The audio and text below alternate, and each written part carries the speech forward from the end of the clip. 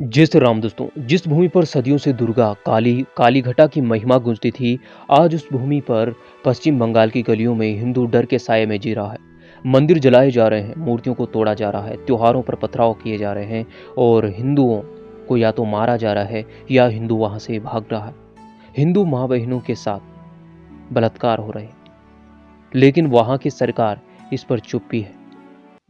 हिंदुओं को काटा जा रहा है, मारा जा रहा है। हिंदू अपने ही देश में शरणार्थी बनकर भाग रहा है, लेकिन इस देश में हिंदुओं की 80% संख्या है। सोचिए, इस देश में इतने संख्या में होने के बाद भी हिंदू नपुंसक क्यों बना हो?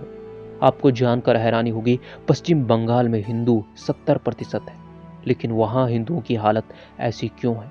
क्योंकि हम में एकता नहीं है।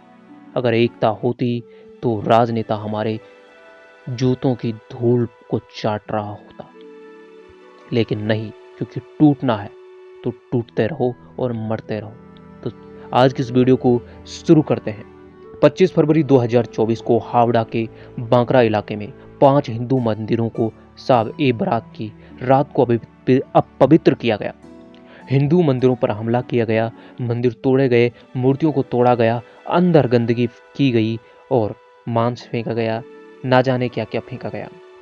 मूर्तियों को तोड़ा गया, मंदिरों के भीतर गंदगी फैलाई गई। जिन हिंदुओं ने विरोध किया उनको मारा गया, माँ बहनों के साथ छेड़खानी की गई। केवल पथराव मूर्तियों पर नहीं था, ये हम हिंदुओं की आस्था का अपमान था, लेकिन सरकार खामोश थी, चुप थी। सोचिए, अगर किसी दूसरे विशेष समुदाय के साथ अगर ऐसा हो जाता तो इस देश की सरकारें चिल्लाने लगती, इस देश के हर एक लोग चिल्लाने लगते, सेकुलर कुत्ते भौंकने लगते और यहाँ तक कि पूरी दुनिया भौंकने लगती कुत्तों की तरह। लेकिन जब हिंदू मरते हैं, हिंदू कटते हैं, तो उनके बारे में कोई नहीं बोलता है। सोचिए, 14 अक्टूबर 2024 को बात बता रहा हूँ, हावड़ा के बेरिया में दुर्गा विसर्जन पर हिंदुओं पर पथराव किए गए। हिंदू घायल हुए और कुछ की तो मृत्यु हो गई थी, जिन्हें ममता सरकार ने दबा दिया। हिंदू माँ बहनों के साथ जबरन बदतमीजी की गई। सोचिए, 16 अक्टूबर 2024 दक्षिण परगना में लक्ष्मी पूजा पंडाल में भी भीड़ पर हमला किया गया, मूर्तियों को खंडित कर दिया गया और हिंदुओं पर पथराव किए गए। कई हिंदू इसमें चोटिल हुए, उन्हें अस्पताल भर्ती किया गया, लेकिन अस्पताल भी घटिया सर्विस दे रहे थे। सोचिए, जहां कभी देवी देवताओं की गीत गूंजते थे, अब वहां डर और चुप्पी और विसर्जन के नाम से लोग डरते हैं, क्योंकि विसर्जनों में विस्फोट हो रहे हैं, लोगों की जानें जा रही है और ममता चुप है। हाल ही में हुगली, वीरभूमि, नदिया जिलों में हिंसा के दौरान हिंदुओं ने सैकड़ों गांवों से पलायन किया। हिंदुओं के घरों पर हमला हुआ, गायों को जिंदा पेट्रोल से जलाया गया, माँ बहनों की इज्जत लूटी गई और हिंदुओं को किसी को मारा गया तो किसी से ये कहा गया कि उनके घर की महिलाओं से ये कहा गया कि अगर तुम अपनी इज्जत दोगी तो तुम्हारे घर के सदस्यों को जिंदा छोड़ा जाएगा। सोचिए, ऐसा इस देश में हो रहा है। और स्थानीय नेताओं के भाषण क्या थे? स्थानीय नेता कह रहे थे कुछ भी नहीं है, सब अफवाह है। वाह, जब हिंदू मरे तो अफवाह, और एक मुसलमान के साथ कुछ गलत हो जाए तो वह पूरी टेलीविजन, पूरी दुनिया बोलती है, और हिंदू मरे तो कोई नहीं, जैसे कोई गले का कुत्ता मर गया होगा, किसी को घंटा कोई फर्क नहीं पड़ता हो।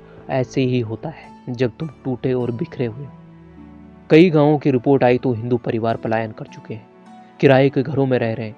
कुछ माता पिता अपने बच्चों को स्कूल भेजने से डरते हैं, नाम पहचान कर उन्हें मारा जा सकता है, उन पर हमला की जा सकती है। यह केवल धर्म नहीं, हमारी संस्कृति का पलायन है। अगर यही चलता रहा तो क्या आने वाले वर्षों में बंगाल में हिंदू खत्म हो जाएगा, सिमट कर रह जाएगा? सोचिए, क्या हमारे देश में अभी तो पश्चिम बंगाल में हो रहा है, कुछ दिनों पहले बांग्लादेश में हो रहा था, अब पश्चिम बंगाल में हो रहा है, कुछ समय पहले जम्मू कश्मीर में हुआ था, कुछ समय बाद पूरे देश में होने लगेगा। सोचिए आपका क्या हाल हो रहा है। और आजकल क्या हो रहा है? आजकल क्या चुप है? आजकल हिंदू मंदिरों को तोड़ा जा रहा है, हिंदुओं पे हमला किया जा रहा है, हिंदू अपने घरों से भाग रहे हैं, हिंदू माँ बहनों के साथ दरिंदगी की जा रही है, खुलेआम उन्हें मारा जा रहा है, लेकिन किसी को कोई फर्क नहीं पड़ता है।